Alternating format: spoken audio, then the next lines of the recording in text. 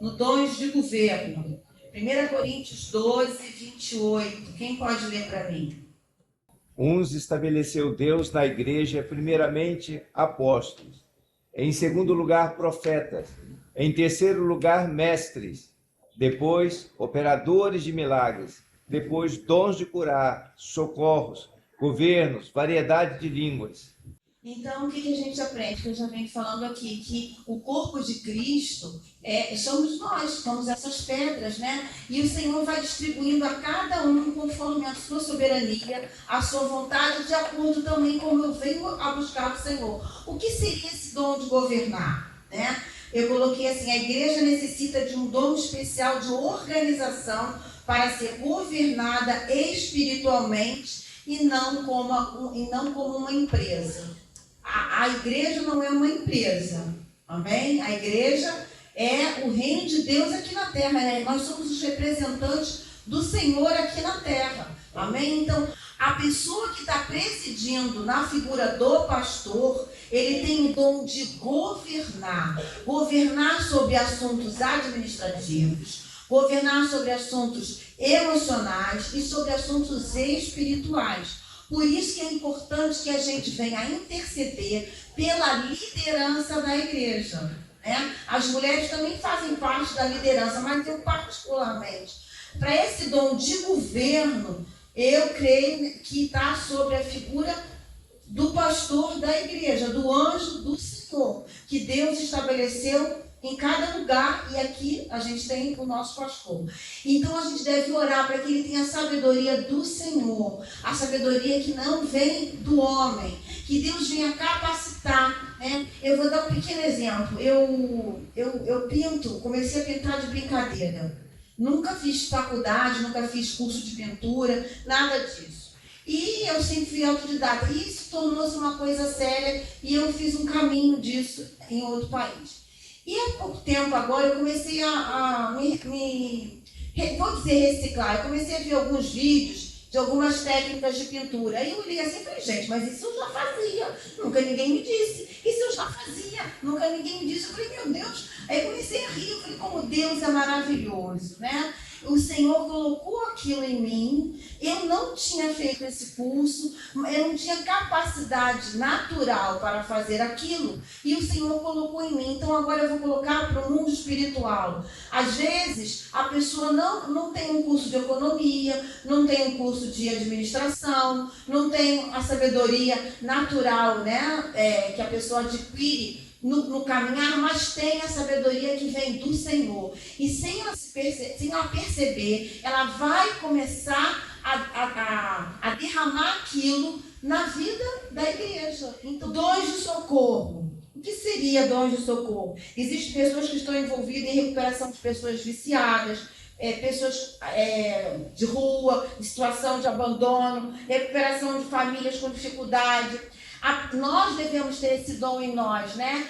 Sentir a dor do irmão e socorrermos em tudo. Mas a gente também tem que ter um filtro, porque senão se a gente vai caminhar com aquela pessoa naquele socorro. Admitamos que tem um casal que está passando por problemas de dificuldades de relacionamento. Nós vamos socorrer aquele casal, vamos caminhar com ele, mas vai chegar um momento que nós vamos ter que emancipar aquele casal. Senão a gente fica socorrendo e cria uma codependência, a pessoa nunca recebe a emancipação que vem do Senhor.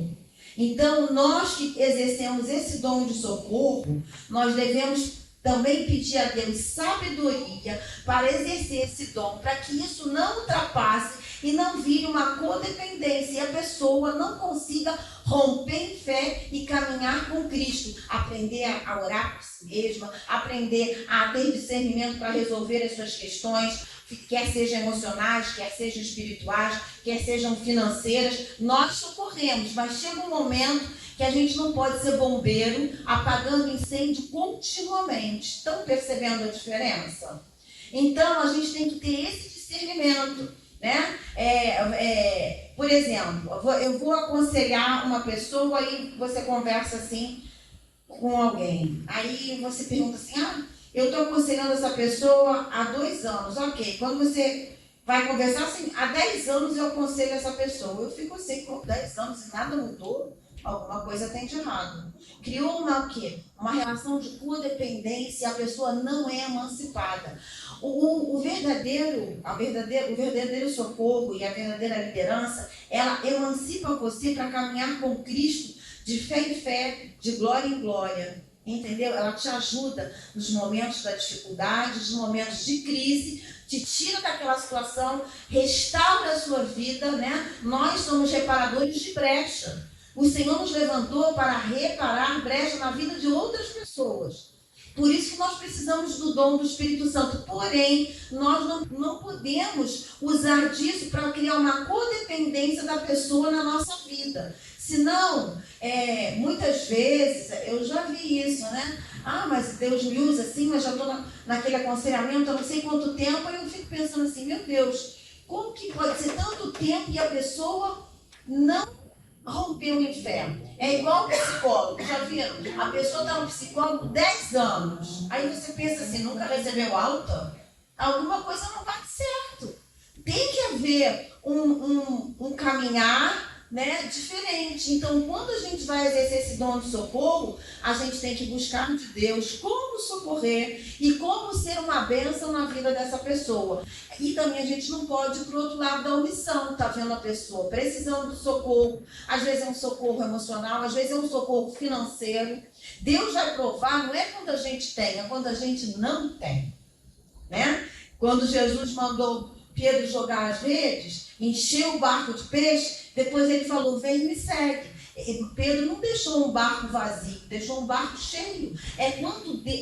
Quanto nós temos, que nós vamos dividir, também quando nós não temos, Deus vai conhecer o nosso coração, quando nós estamos dispostos a dividir, quando também nós não temos ou temos pouco, porque é no princípio da multiplicação da divisão, que Deus opera a multiplicação. O reino de Deus é sempre assim, é perder para ganhar, é partir para multiplicar, é morrer para ressuscitar, e a gente precisa ter esse entendimento para cumprir a vontade de Deus, em socorrer, em ajudar, quer seja com uma palavra, quer seja, às vezes a pessoa está sozinha, precisa só de uma palavra. Uma vez eu tive uma experiência, eu estava passando por um problema, e já tem tempo isso, e eu estava me sentindo assim, muito tristonha e tal. Aí uma amiga me ligou, Lúcia, eu preciso que você ore por mim. Eu pensei assim, meu Deus, se ela soubesse como é que eu estou hoje, eu falei, tá bem, vem aqui que eu vou orar com você. Ela chegou na minha casa, sentou no meu sofá e começou a falar. E eu escutei, aí depois, vamos orar. Aí você, estou me sentindo melhor? Quem vai orar por você sou eu. Nunca mais eu esqueci disso. Aí eu falei assim, olha como Deus é maravilhoso. Conhece a nossa fraqueza, conhece as nossas limitações, a nossa estrutura, e levou ela para orar por mim. Quem recebeu fui eu. Quando a gente fecha essas possibilidades, nós é que deixamos de sermos abençoados, amém? Que a gente venha ter discernimento em socorrer, dom de ministrar, aquele que serve, Romanos 12, 7. Quem pode botar aí Romanos 12, 7? Se ministério, dediquemo-nos ao ministério, ou ao que ensina, esmere-se no fazê-lo. Aquele que serve, professor, dom de ministério, é o dom do diaconato, do serviço. Aquele que vai ministrar o nosso coração, né? O diaconato é aquela pessoa que ela está sempre atenta à necessidade das pessoas, ela vai servir na igreja, ela vai ministrar a misericórdia, vai se importar com o que aquela pessoa está vivendo, né? Ela vai ministrar isso. E tudo que a gente faz para o Senhor, a gente está ministrando na obra de Deus. Quer seja até lavar um banheiro. Tudo isso é importante. Porque eu já falei, nós temos 5 dedos, todos são importantes. Quando eu arranco um, eu fico deficiente. Se eu tenho uma perna mais curta que a outra, eu vou andar sempre assim, com dificuldade. Agora, se tudo está no seu devido lugar, recebendo o sim e o amém do Senhor, o que acontece? A obra de Deus cresce, as coisas fluem sem esforço, porque tudo é pela graça do nosso Senhor Jesus Cristo. Nada por nosso mérito. Se a gente faz qualquer coisa para receber elogios, para o nosso próprio mérito, nós estamos fazendo por vanglória. E Deus não vai receber isso. Isso que a gente tem que ter muito bem arrumado na nossa mente e no nosso coração. Eu faço para entregar a Deus tudo aquilo que Ele repousou na minha vida. Quando eu entrego, eu sou abençoada. Né? Uma vez eu falei assim para uma amiga minha, eu falei assim, mas Deus ama mais você, ama mais outro. Não, Deus ama todos igual, porque Deus não faz acepção de pessoas. Porém, quando nós mais nos achegamos ao Senhor, mais nós sentimos esse amor. Amém? Deus não ama mais o pastor do que ama a irmã, não ama mais a Célia do que ama a mim, ama igual. À medida que eu me achego a Deus, a proporção que eu vou me relacionando com Ele, vou me aproximando dEle, esse amor é sentido e eu consigo descansar em Deus. Foi assim que Davi viveu a vida inteira. Como é que Davi foi perseguido? Davi tinha um relacionamento profundo com Deus, no meio da dor, no meio da traição, no meio da afronta. Ele passou por tudo isso. E ele sabia que ele tinha um lugar de descanso. 1000 cairão ao teu lado, 10.000 à tua direita, mas tu não serás atingido, porque ele entrou nesse esconderijo. Nós temos que aprender a entrar nesse esconderijo. O sábado é um descanso. O sábado é uma pessoa, é Jesus Cristo. Por isso que ele curava no sábado. E ele é o próprio descanso para as nossas vidas. Quando nós aprendemos isso, nós desfrutamos de uma vida abundante e somos vitoriosos. Aprendemos a entregar sem querer receber um parabéns de ninguém. Quando a gente está nesse caminho, a gente precisa ser curada da nossa rejeição, da nossa imaturidade, do nosso orgulho, da nossa altivez e da nossa autossuficiência. Quando a gente entra nesse caminho de saber que tudo é para a glória de Deus, cada vez mais Deus vai derramando na nossa vida. Aí é um derramar contínuo e abundante. É os rios de água viva que saem do nosso interior constantemente. Amém? Dom de exortação. Romanos 12:8. Pode pôr aí? Ou que exorta, faça com dedicação, o que contribui com liberalidade, o que preside com diligência, quem exerce misericórdia com alegria. Exortar, irmãos, é algo tremendo e você precisa ser tudo feito isso em amor, senão você fere mais a pessoa. E Deus, nós vamos dar conta disso ao Senhor.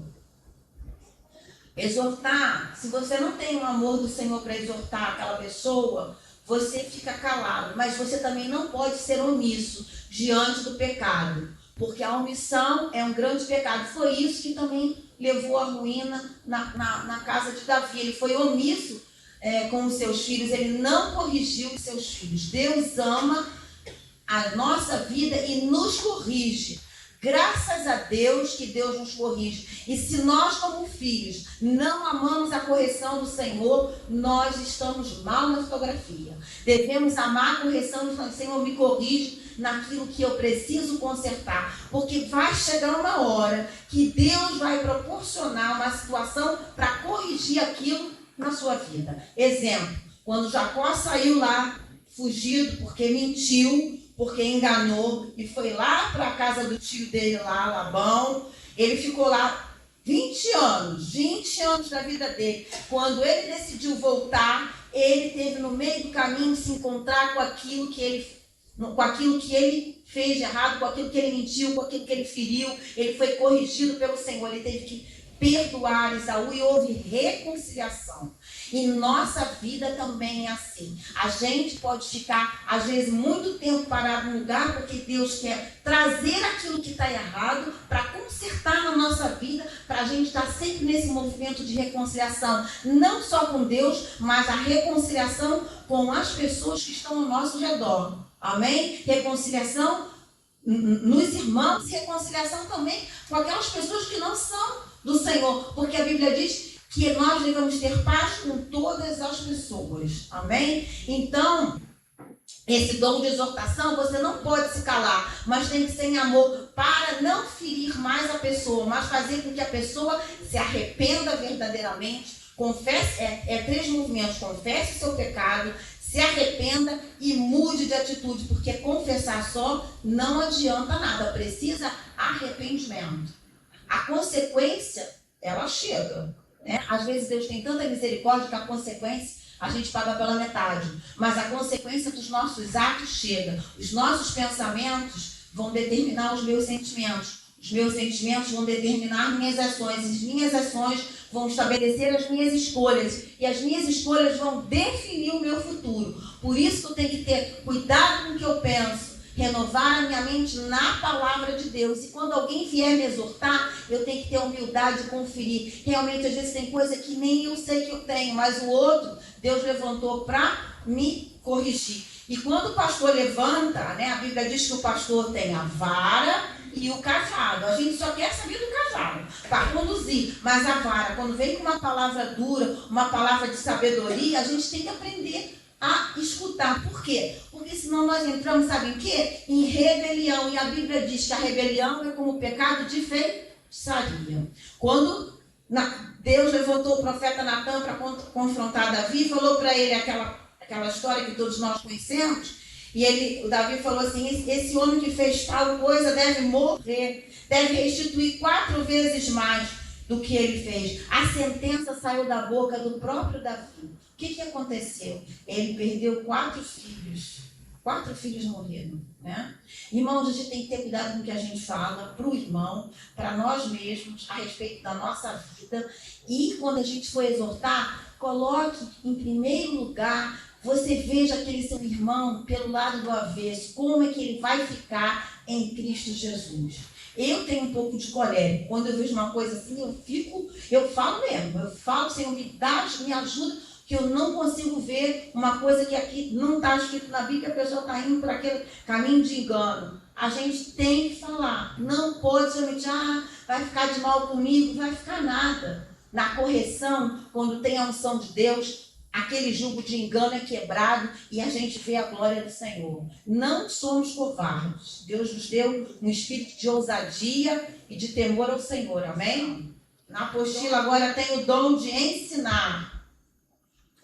Coopera com os dons da ciência e de sabedoria. Conseguir captar as verdades de Deus, transmiti-las com cuidado e meticulosidade. Uma pessoa que quer ensinar, ela tem que se preparar. Não é assim? Quem é professor, eu já fui professora durante muito tempo.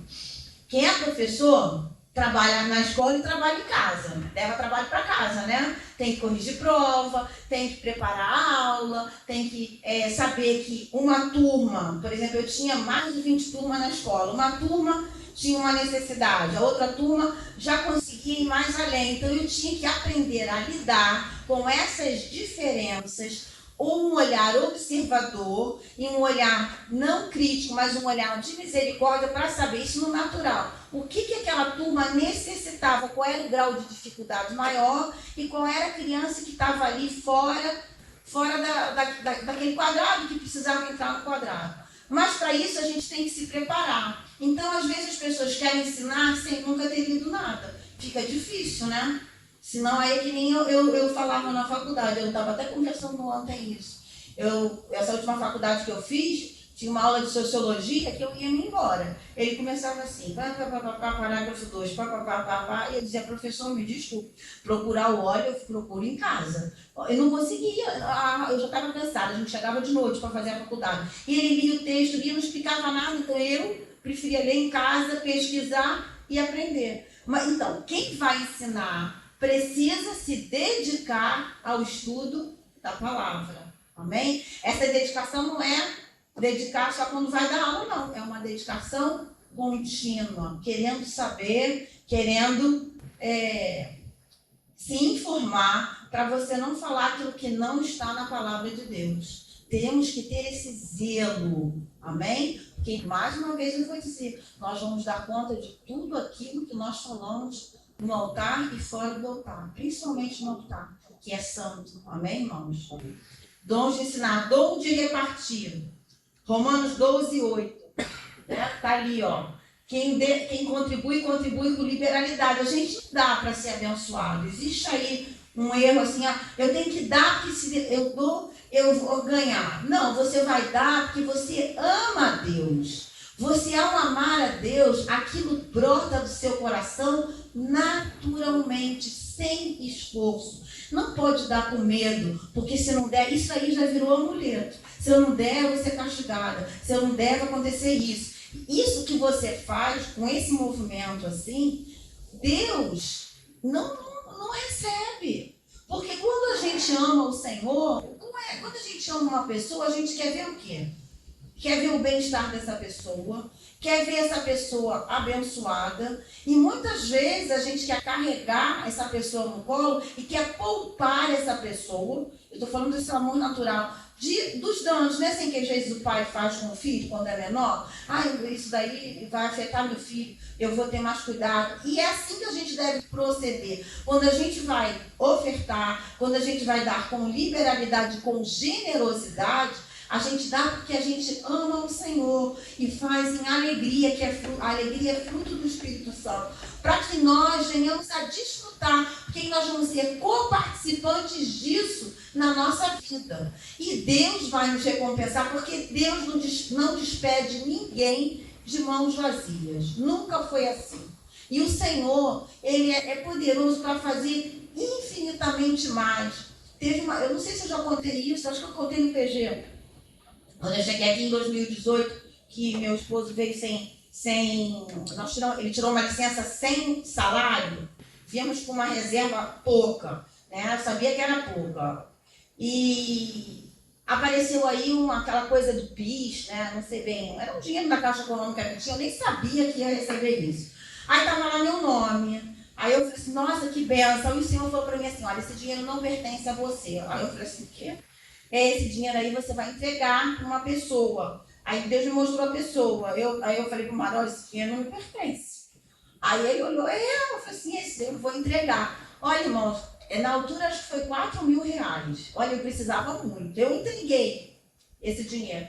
E falei, Senhor, muito obrigado. Olha, eu nem estava esperando por ele, irmãos. Acredite se quiser, uma amiga minha que é missionária, olha, ela vive pela fé completamente. Ela recebeu também. Ela não sabia de nada. O que ela fez? Ela chegou na minha casa, Deus mandou entregar esse dinheiro para você. Quando eu olhei, era a mesma quantia. Era a mesma quantia. Ou seja, Deus está nos provando se nós vamos aprender a ouvir o que Ele diz ou se nós vamos ouvir o nosso próprio coração. O treinamento de ouvir a voz de Deus é diário. E isso requer de nós uma fé operante. Se Deus no primeiro momento fala com você e você vira as costas e diz assim, não foi Deus que falou não, acho que isso é coisa da minha cabeça. Deus vai tentar a segunda vez, isso foi coisa da minha cabeça. Ou seja, é uma fé que não está sendo operante na sua vida. Como que Ele vai falar a terceira vez, a quarta, a quinta? Aí você pensa assim, como é que Deus fala tanto com aquela pessoa? Mas aí você sabe por quê? Porque essa pessoa está sempre conversando com Deus. Porque essa pessoa está sempre obedecendo o que Ele fala. Ela está sempre se dispondo a fazer o que Deus mandou. E aí aquela outra pessoa obedece pela metade. Deus quer o nosso coração pela metade. Filho meu, dá-me o teu coração. Ele quer o nosso coração por inteiro. Então, que essa bênção da generosidade, da liberalidade, venha sobre a nossa vida, porque o Senhor é responsável para repor tudo isso. Eu já vivi isso muito na minha vida. Olha, irmãos, eu sempre fui a última.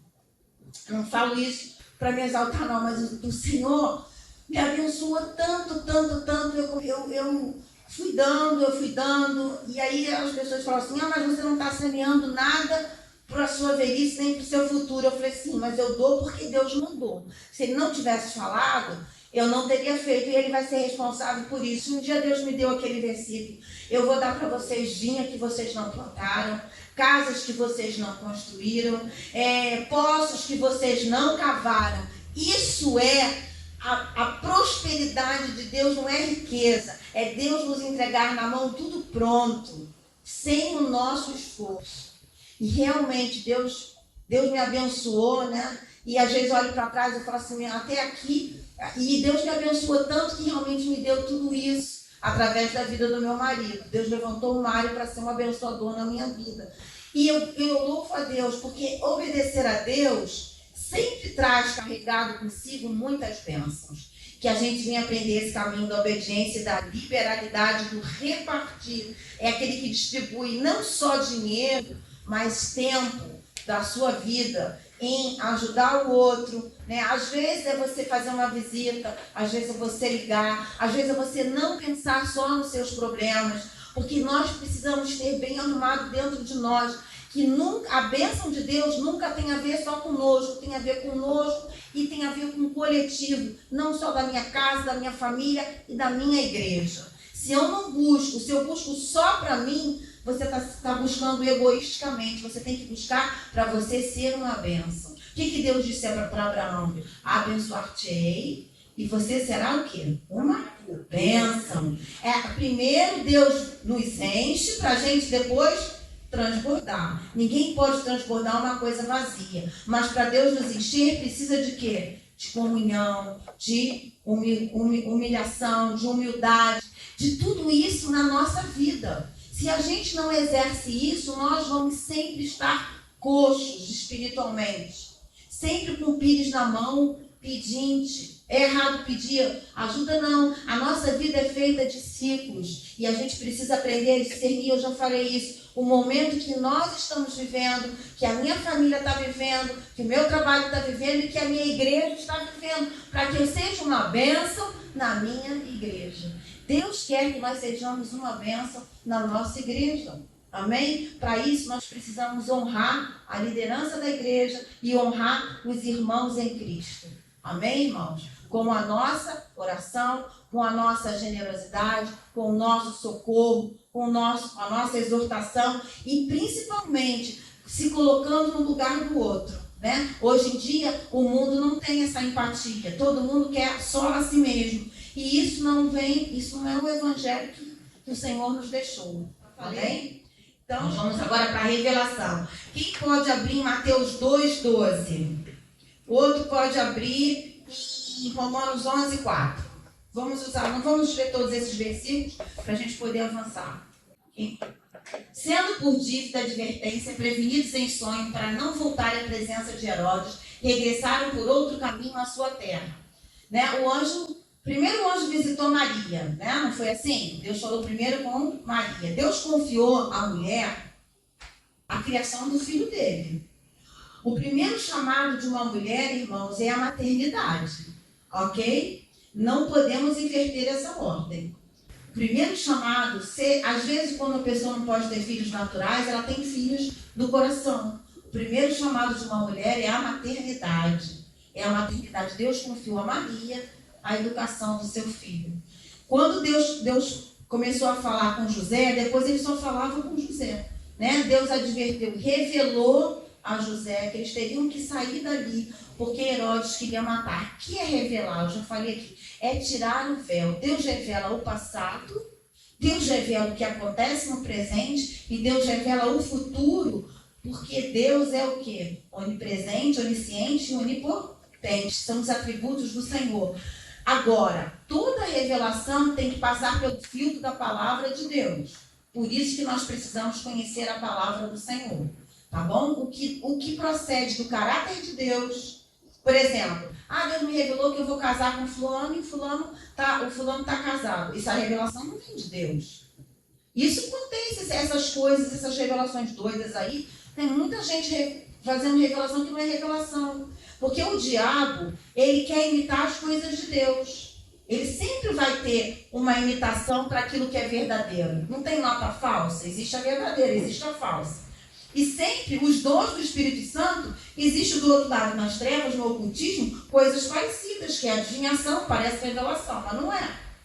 E a gente precisa aprender a discernir. Quando nós somos do Senhor, o mesmo Espírito testifica no nosso espírito que nós somos filhos de Deus. Nós temos que aprender de onde vem a revelação. Se vem do céu, se vem da carne ou se vem do diabo. E quando vem da carne, cria muita confusão. As coisas de Deus não trazem confusão. São simples, são ordeiras. Deus trabalha no meio da ordem, da disciplina e não no meio da gritaria e da confusão. Começa, cada um fala uma coisa, daqui a pouco ninguém sabe mais nada. E a gente precisa ficar ligado com isso, né? Diz assim, eu aviso, A revelação pode ser um aviso, eu chamo, eu previno, eu advirto, eu faço uma repreensão, né? O apóstolo Paulo vai falar sobre a revelação, inclui junto com a ciência, que eu já falei aqui, a profecia e a doutrina do ensino. Revelar é tirar o véu, é enxergar o que estava encoberto. Muitas vezes a gente não compreende uma situação. Às vezes a revelação vem toda de uma vez, às vezes a revelação vem por partes, às vezes você recebe a revelação de Deus, mas não compreende tudo ao mesmo tempo. Por que será? Porque Deus quer que a gente busque a Ele, porque Deus sabe que a gente às vezes não está preparado para entender toda a revelação. O meu marido sabe, quando eu fui embora para Portugal, que eu me casei, fui embora para Portugal, com 12 dias para 13 dias, eu estava saindo do supermercado com ele, era noite, que a diferença são 4 horas, eu entrei no carro dele e o Senhor falou para mim assim, hoje, assim, seco, eu não estava orando, hoje eu vou recolher o seu pai, não adianta orar.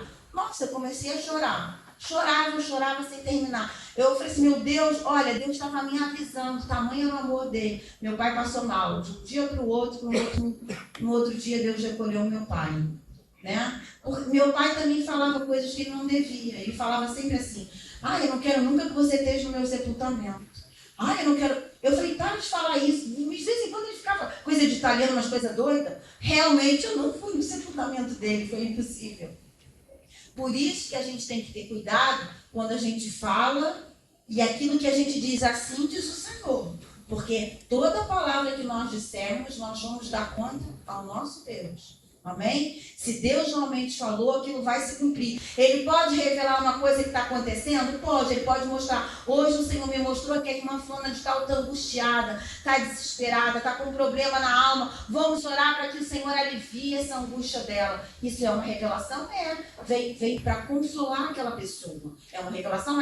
A revelação não diz só acerca do futuro. Deus pode revelar... Já presenciei no gabinete com o pastor, que Deus revelou ao pastor, que eu já falei aqui, acho que a irmã, a filha da irmã era gaga, porque quando ela estava grávida daquela filha, explodiu uma fábrica de pólvora aí para um lugar aí mais distante aqui do Rio, e aquilo deu um trauma na mãe, que aquilo afetou o bebê. Quando aquilo foi discernido, orado, repreendido, a moça que já não era mais uma criança, nem uma adolescente, ela parou de gaguejar. Isso foi uma palavra de revelação, uma palavra de ciência, de sabedoria em como interceder. Por isso que a nossa oração deve estar submissa à palavra e nós devemos perguntar para Deus como orar diante disso. Né? Às vezes a gente está orando, mas aquela não é a vontade santa, perfeita e agradável de Deus. A verdadeira oração é quando a gente derrama o nosso coração e fala, Pai, seja feita a tua vontade. E essa é a oração mais difícil. Por isso que diz, tudo aquilo que orares e que for da minha vontade, eu vou conceder. Não é tudo aquilo que orar, Deus vai me dar do jeito que eu quero. Não. Quem é Deus é Ele. Eu sou o servo. Deus não é um Papai Noel com um saco de presente atrás, que eu vou pedindo, eu quero isso, quero aquilo. Não, Senhor, é momento do Senhor me dar isso, é momento do Senhor me tirar isso. É momento do Senhor fazer isso, é momento do Senhor não fazer isso. Então, a gente precisa discernir. Eu já dei, acho que eu falei com a Miriam. Quando a Troika entrou em Portugal, que é a mesma coisa que a FMI, por causa da dívida, isso foi na época de 2012, um pouquinho antes, e começou a cortar o 13º, arrancou o 13º, arrancou férias, cortou o salário. Foi uma coisa assim sem precedente. O meu marido, como sempre foi uma pessoa assim, muito precavida, ele sempre teve reservas. E aí eu falei para ele assim, olha, eu falei, Senhor, eu não merecia isso, mas amém. Ele sempre colocou, de repente, aquela confiança na reserva. Ele é uma pessoa prudente. E eu tenho aprendido isso com ele. Ele é errado fazer? Não, mas a nossa confiança não pode estar apoiada naquilo que eu construo. A minha confiança está em Deus. Porque pode vir tsunami e derrubar tudo. Pode vir uma cratera como está acontecendo em Maceió e eu conseguir um apartamento que vai me dar não sei quanto e eu botar minha confiança naquilo e aquilo tudo vir por água abaixo. A minha confiança está em Deus, que vai me dar sabedoria, administrar e governar e ser mordomo naquilo que Ele colocou na minha mão. Aí o Senhor falou para mim assim, olha, Ele vai ter que abrir mão de tudo isso, porque ele vai aprender a confiar em mim. E exatamente o que aconteceu. E aí eu falei, olha, graças a Deus que a gente tinha uma reserva. Deus sabia que iria acontecer. E vamos louvar a Deus. Se ficar sem nada, depois a gente recebe tudo isso de volta. E realmente recebemos tudo de volta. Deus foi muito bom. Mas isso, irmãos, não é porque... É porque a gente aprende a discernir a voz de Deus da nossa própria voz. Às vezes a gente quer tanto uma coisa, insiste tanto com Deus, que nós somos enredados na operação do engano. E a gente acha que aquilo é uma bênção e aquilo, daqui a pouco você vai entrar num abismo. Temos que discernir. Deus dá sinais através das circunstâncias e através da palavra dele. Que a gente venha ter humildade em reconhecer, isso não é sábio para mim nesse momento. Pode ser sábio daqui a 2 anos, pode ser sábio daqui a 2 meses. O que é sábio para eu adquirir agora? Me ajuda, Senhor, para que eu não seja enredada na minha escolha mal feita, na minha má administração das minhas emoções, com quem eu vou me relacionar, com o que eu vou gastar, com o que eu vou fazer, para que a gente possa viver uma vida abundante. A vida abundante não é ser rico, é uma vida tendo as nossas necessidades supridas em glória e sermos contentes em tudo que Deus faz. Quando nós somos contentes e gratos, nós demonstramos que somos maduros na fé em Cristo Jesus. Quando nós murmuramos, nós somos ingratos.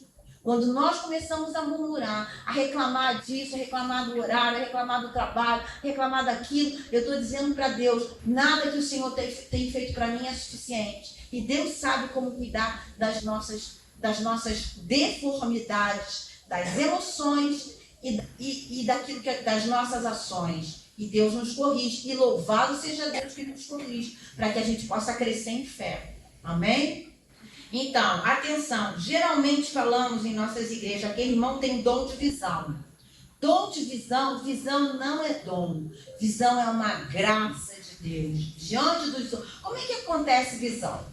Né? A visão pode ser diante dos nossos olhos, abertos ou fechados. Ela pode ser bem definida na nossa mente, pode ser presenciada em sonhos e através de arrebatamento. O que é arrebatar? É tirar, assim. Depois a gente vai ver sobre o que é arrebatamento. Então, visão não é um dom, é uma graça que Deus pode dar continuamente a todos nós. Tem gente que tem vários sonhos, sonha muitas vezes. Eu falei para Deus assim, ó, quando for uma coisa assim para me avisar de perigo, uma coisa assim, muita coisa, às vezes eu não tenho muita estrutura, não. É melhor me dar um sonho, então falar uma coisa quando eu estiver quase dormindo.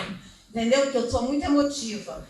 E raramente eu sonho, mas só sonho quando o Senhor vai querer me avisar alguma coisa.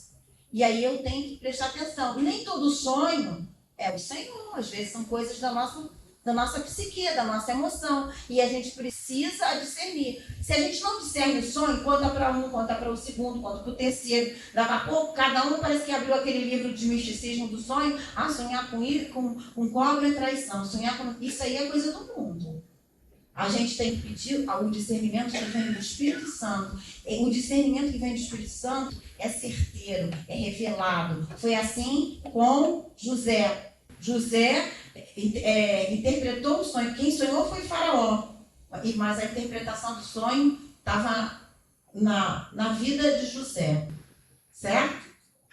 Foi assim com Daniel. Daniel teve um ministério semelhante de José. Passou o reino, saiu a Babilônia, entrou os Medo-Persas. Daniel continuou na mesma posição e era reconhecido pelo poder de Deus que havia na vida dele, uma vida de oração, de dedicação, de submissão. E Deus não livrou ele da cova dos leões, mas estava na cova com ele. Muitas vezes Deus nos livra da cova, mas entra com a gente no problema e glorifica o nome dele no nosso problema.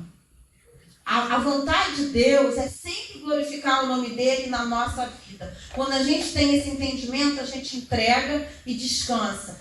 O que é descansar? Não ficar ansiosa. Senhor, eu ainda não fui curada disso. Eu ainda não recebi essa misericórdia. O que eu faço? Eu vou entregar. Se Deus quiser curar, amém. Se não quiser curar, amém também. Porque Ele é soberano. Ele é soberano. Quando eu entendo a soberania de Deus e o caráter de Deus, eu aprendo a me humilhar e a descansar. É fácil? Não, porque requer o quê? renúncia. E o grau de autoridade que a gente tem no mundo espiritual está intimamente ligado o quanto eu obedeço, o quanto eu renuncio. Por isso que o Senhor tem todo o poder e autoridade, porque Ele foi obediente até o final com morte de cruz. Tem um versículo lá em Isaías que diz que agradou o Senhor fazê-lo enfermar. E quando Ele entregar a sua alma, o seu trabalho ficará pronto e tudo estará satisfeito. Ali fala também de entrega de alma, de vontade, da nossa estrutura mental, da nossa personalidade, do nosso psique. Deus quer não só a nossa vida espiritual, mas quer o controle da nossa alma, das nossas emoções. E isso é diário, porque não é fácil. Vem de repente uma coisa que tira, você tem que fazer força para não pecar, uma coisa que te traz indignação, uma coisa que você tem vontade de explodir, dependendo do temperamento, e você às vezes fala precipitadamente, aí você tem que ir no joelho, Senhor, olha, eu falei que não deveria, me perdoe, me ajuda a ultrapassar isso. Irmãos, se Deus vai derramar fé, Ele vai fazer você passar por várias situações para a sua fé ser desenvolvida. Quando a gente vai para a academia, a gente quer botar músculo, os homens querem botar músculo, né? Não sei como é que é o nome desse músculo, querem ficar. Ele vai ter que ficar malhando ali, né? Malhando, né?